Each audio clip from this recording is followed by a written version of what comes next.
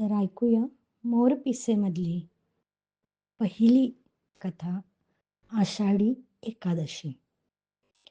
चातुर्मासाची सुरुवात आणि विठू माऊलीला भेटण्याचा परमोच्च आनंदाचा क्षण. अगदी सोनियाचा दिनू. विठुरायाला माऊली म्हणतात.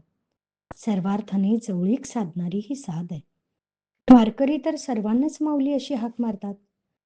वारीला पायी जाणारे हे वारकरी ऊन, पाऊस, वारा कशाचीही तमा न बाळगता पावले पंढरीची वाट चालतात. ना कसली अपेक्षा, ना आशा. फक्त आस पांडुरंगाला भेटण्याची.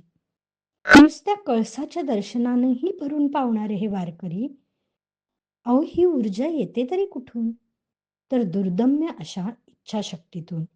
ही इच्छाशक्ती येते दृढ भक्तीतून. तो सावळा विठ्ठल माझी माऊली आहे ही भावना मनात रुजली की बिकट वाटही हरिनामाच्या गजरात सोपी होते. अभंग, ओव्या, कीर्तन आणि रिंगण यात वाट सरते आणि विठुरायाचा गजर करत हरिनामाचा झेंडा रोवला जातो. वाळवंटी चंद्रभागेच्या काठी डाव मांडला जातो.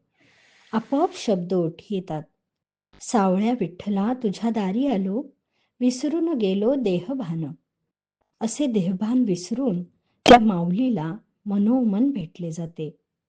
अवघे पंढरपूर नामाच्या गजराने गरजत असते. आनंदाचे डोही आनंद तरंग अशी अवस्था. पण हा आनंद मनात साठवून परत फिरताना प्रत्येकाच्या मनात एकच भावना. हेची दान देगा देवा तुझा विसर न भावा, विसर न भावा तुझा विसर न भावा. गुण गाईन आवडी हेची माझी सर्व जोडी, माझी सर्व जोडी हेची सर्व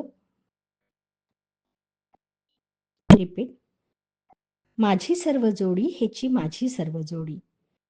न लगे मुक्ती आणि संपदा, संत संग देई सदा, संत संग देई सदा.